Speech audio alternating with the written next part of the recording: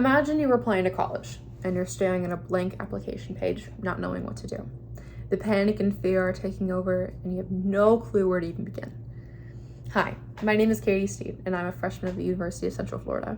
I'm here to give you some advice that I wish I knew when I was applying to college. When you apply to college, it just seems so overwhelming. It just seems so much bigger than you and you have no clue where to even start, but I'm here to make this a little bit more manageable.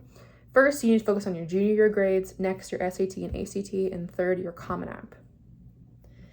First, your junior year grades.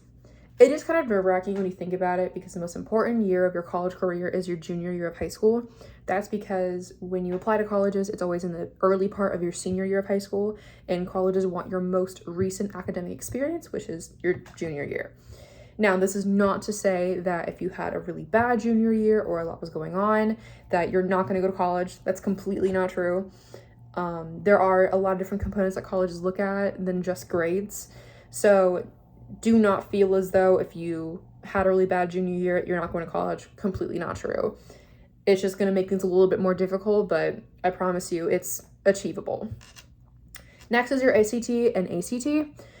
So your SAT and your ACT are very terrifying. It's very stressful, but there is ways to make it better. First off, do not procrastinate the night before. It just makes you feel horrible about the day, about your sleep, because you're not sleeping if you're cramming. If you just do 10 minutes a day after you finish your homework for like a month, you're going to feel so much more prepared for this exam. And definitely get sleep. Don't stress out about this so much. Don't focus on the numbers so much. You need to rest in order to take this test.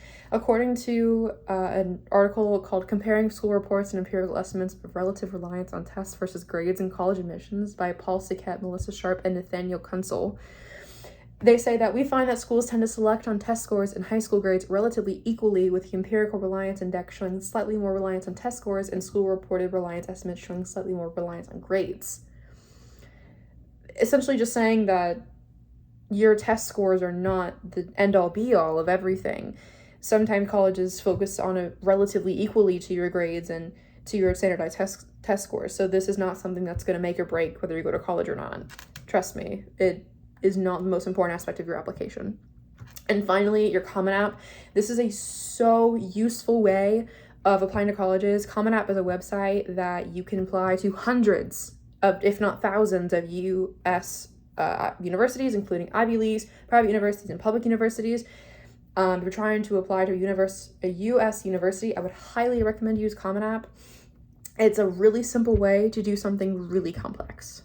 So I wish I had this advice when I was applying to college, and hopefully the college admission process is a little less stressful for you. Bye.